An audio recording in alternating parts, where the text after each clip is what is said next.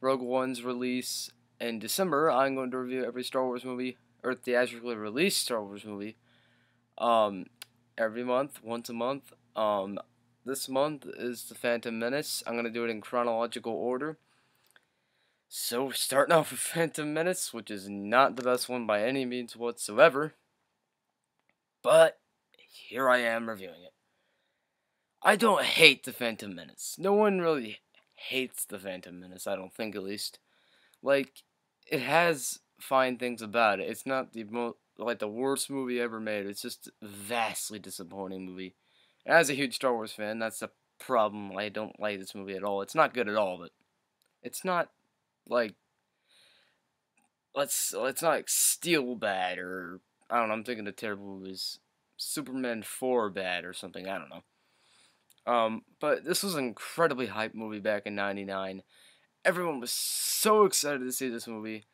Like, everyone was insanely pumped. It was like Force Awakens' hype. It was insane, and everyone was so disappointed with this movie. And everyone was in denial about it for quite a while. I mean, I can't blame them. I was too, and I saw it like for the first time. I think I saw it like 2 years ago. I was in denial about it. I didn't admit that it was terrible. I mean, well, not terrible, but not good, and it's not good. So I'm here to talk about that. And one thing I'm going to point out before I talk about this is Liam Neeson. Okay, Liam Neeson is awesome. We all know this. But Liam Neeson didn't read any of George Lucas's script before being a part of this, or signing up to be to play Qui-Gon Jinn in this movie. That was a dumb move on his part. And yeah, that shows you the kind of mindset the actors were in before they did this movie. Because everyone wanted to be part of Star Wars, and I can't blame them for that. But the ending result was not good, because George Lucas's script is terrible. I mean, I'm not even gonna deny that. His script is terrible. I'm looking at my notes if you wanna know what I'm looking at here. So to start out with the Phantom Menace is basically, like, if I want to sum up a plot of it, um, how to put this? The whole movie is basically a bunch of trade disputes and negotiations and backhanded politics and Senate meetings. That's what the Phantom Menace really is. There is, like, I'm not gonna go into the whole political plot crap because it's too convoluted to even try to get into. All like friggin' was it like Count Dooku wants to have was it Count Dooku? I don't remember anymore because freaking brain farts or whatever. Who cares? But they want Queen Amidala to sign a paper or a treaty. And that's the plot of the movie. Essentially, you have like little baby Jake Lloyd Anakin who sucks in this movie. He's there. Qui-Gon Jinn's there. Obi-Wan Kenobi's there. I mean, that's something, I guess. So the whole movie's just a bunch of backhanded politics, and I don't care about it. And basically, almost every scene in this movie is a green screen, blue screen environment, and they only built the sets high enough to get all the actors' eye lines in frame, or whatever freaking crap like that. Like, that's just dumb. So they didn't give them much of an environment to work in or act in, and that did not benefit the performances at all. Because every performance in this movie is at the same level of emotion. I want you to do this. Do this. I vote no confidence in Chancellor Valorum. That's basically every performance in this movie, despite Jar Jar, who we'll get to in a second here. Yeah, this movie has no main character to start off with. Anakin is not the main character. Qui-Gon's not the main character. Obi-Wan Kenobi's not the main character. Queen Amidala's not the main character. Who's the main character of this movie? I challenge you to figure out who the main character of this movie is. Yeah, I have no clue. Jar Jar Binks. We're gonna get into this now. Everything has been said, or everything about Jar Jar Binks that needed to be said has been said. So I'm not gonna go into Jar Jar Binks. Jar Jar Binks is terrible. It's a terrible character. Hate Jar Jar Binks. He's like friggin'. He's the bane of everyone's existence. Don't want to talk about Jar Jar Binks. That's all I'm gonna say about him. And the movie Jar Jar Binks himself is very CGI'd and looks pretty terrible. This whole movie looks incredibly dated with all the terrible CG, and there's too much CG in one shot. It just doesn't work. They try to fit so much CG crap into this movie that it just does not work at all. All the battle scenes in this movie, all CG. Or a lot of the characters in this movie, mostly CG. Some of the freaking stormtroopers in this movie, CG. The freaking droids, mostly CG. It's doesn't work. Doesn't work at all. There's an over reliance on CGI. It does not work out at all. And speaking of like battles and action and all that stuff, there's no suspense. Like they just clean house with these droids and crap in the beginning of the movie. It doesn't work. There's nothing there. There's no suspense. They don't have a lick of fear on their faces. They don't care if they die. I mean, they're just gonna like, whatever. Slash my lightsaber around. Yeah, that's all the action in this movie really is. The Darth Maul fight is freaking awesome, but we'll get to that later. I mean, this movie isn't absolutely atrocious or anything. I'm not saying it's the worst movie ever made or anything. It's not a good one, I could say that. Oh, God. Okay. On to the uninteresting political dialogue. The political dialogue in this movie is so boring. Like, I can get invested in that stuff. I can get into that. This movie is not good with that. The dialogue is not interesting at all, and this movie was made for kids, keep that in mind. Kids are going to be incredibly bored watching this movie. You put a kid in front of the TV, they'll be going, like, 5 minutes later, they'll be all playing with their G.I. Joes. It's not a movie for kids. It's not an interesting movie for adults, so adults can't get into it. There's no real audience for this movie. They just made this movie because Star Wars is cool, and they think this was going to be good. I don't know, honestly. The toys maybe were the purpose for having all this stuff in the movie? I don't know. Darth Maul. I'm talking about Darth Maul right now. Darth Maul is freaking cool. I'll get that out of the way. I like Darth Maul. I like the fights with Darth Maul. But why does everyone love Darth Maul so much? Because he doesn't have to read George Lucas' script and say lines that had to, in George Lucas' script. He doesn't have to be with the one note acting in this movie. He's just this menacing presence, this really cool menacing presence. That is awesome in the action. He does all of his own stunts. That's cool. But he's cool and all, but that's the only reason people like him, because he has maybe 2 or 3 lines to say. Plus the noise when it gets cut in half. Ugh. Oh yeah, probably should have warned you. Spoilers. Yeah. Who cares? There probably won't be many. I mean, this movie's like freaking how many years old? 17 years old now, so yeah. Okay, we're gonna get into Jake Lloyd as Anakin Skywalker, as I said earlier, who is terrible. This worst child actor, or one of the worst child actors ever. I hate Jake Lloyd as freaking Anakin. He's just this little, I wouldn't say like whiny complainer like Hayden Christensen, but he's just annoying. I don't like the kid. He's terrible. He's just not good. And Anakin is basically Jesus. Anakin was born from nothing.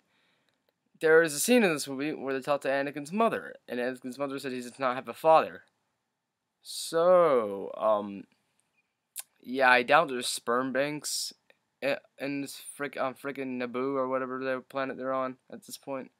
I don't really care. Tatooine, whatever.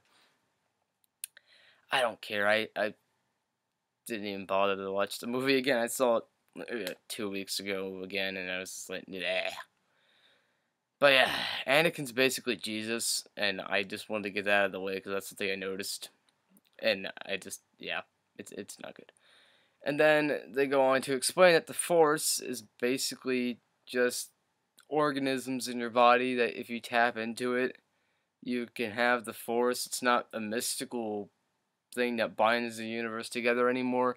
It's just organisms in our bodies, and that.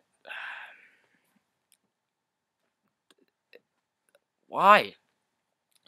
George Lucas, what's this writing, man? Oh my god. Okay, we're on to the pod racing scene now. The pod racing scene's been like the most popular, um, like scene in the movie. It's the most iconic scene in the movie. It's got all its video games and crap. This scene is friggin' boring. Honestly, like the scene's stale. It's a bunch of panning left to right and just watching nothing just happen. It's pretty boring. It's uninteresting. I don't like it. And then we have the Jedi Council. Yoda is just this boring, dry freaking thing in this movie. I hate Yoda in this movie. I love Yoda, but Yoda's just this dry, boring thing. He's not interesting at all. I hated Yoda in this movie.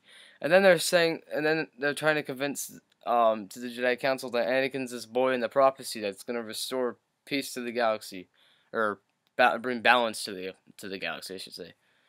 And they don't believe him. They're like, no, he's too old or whatever. It's just like the Jedi's are dicks in this movie. They do nothing. They just sit around in rooms and talk. They do nothing when Darth Maul is chopping people in half. They do nothing throughout this whole movie. They're the most useless freaking characters ever. Oh my god. Where was I? Where was I in this freaking thing? Okay, yeah, okay. Coruscant. They get to Coruscant. It's 30 minutes of friggin' just people standing around in rooms and talking and walking and talking, and it's nothing. It's 30 minutes of them talking about friggin' politics that aren't interesting at all. It's the most boring part of an epic, I don't know, like this big, epic, big budget movie, I guess. I don't know. That's the only way I'm gonna be able to explain this. Coruscant is freaking boring. No kid wants to have to sit through the freaking Coruscant thing. But then, after all this crap, and Jar Jar Binks is like, "Look at him!" and all that freaking crap, we're gonna fast forward into the lightsaber fight with Darth Maul. Okay, I liked it. I love the lightsaber fight. I'll be honest, it's choreographed beautifully. It looks great. It's really cool. It has nothing to really do with the plot too much. I mean, there's not much there in terms of meat, but it works. I mean, I like this aspect of the movie quite a bit. It's enjoyable. I liked it. And it's like one sequence in the movie. Then Darth Maul gets chopped in half, and there you go. That's the fight. And the John Williams score, the Duel of the Fates song in this is actually good. I like the song. John Williams' score is great as always. But I mean, it's not the best scored composed or anything, but it works. It works. Okay. Then we're gonna go on to Anakin, little friggin' Anakin, blowing up the big bad guy ship with his convenient child-sized helmet in the cockpit. We're not even gonna get into that because that's just gonna lead to more crap. Yeah, it's just not good. Why did they have to do that? Why does Anakin have to blow up the big bad guy ship? I do not know. But anyways, Qui-Gon dies, and his last wish is for Obi-Wan to freaking train Anakin. They're not friends. He just has to he's just forced to train him because it's Qui-Gon's dying wish. Then the council says that they're fine with it now. Yoda's all agree with you. The council does. You just said 5 minutes ago that you don't like this. This is good. No, you just said no. What made you change your mind? Him blowing up the big bad guy ship? I don't know. That is the Phantom Menace. I'm going to give Star Wars Episode 1, The Phantom Menace, a C-. And with saying that, you're probably just like, why didn't you give it a D or an F or something? It's not a terrible movie. As I said, it has cool things in the movie. There are good things in the movie, but it's just this hugely disappointing movie. And it's not good. It's not a terrible movie. It's just not good. It's just really bad. And I had a lot of things to say about it because I am a Star Wars fan. And, I mean, this movie disappointed me. But next month, we'll be back. Talk about the worst one on May the 4th. Actually, so it's only been like a week or two now.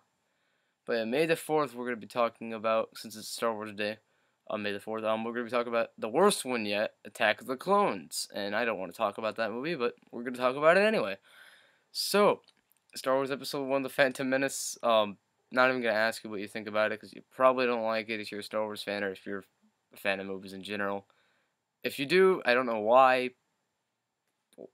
It's so boring. Why would you like this movie? But if you do, explain why. I want to know why. Like, if you like this movie, don't just say I like this movie. Say why you like this movie. If you do, like, I want to know what you think is good in this movie. Besides, like, past the Darth Maul stuff and a couple of cool scenes in the movie, there's nothing really there. You can't really dispute that, but whatever. So that's my review of Star Wars Episode 1, The Phantom Menace. I felt like I complained too much, but I had to get all that off my chest because I've been wanting to talk about this movie for a while. Because I don't like this movie. So, yeah, that's for review Star Wars Episode 1, The Phantom Menace. So, peace.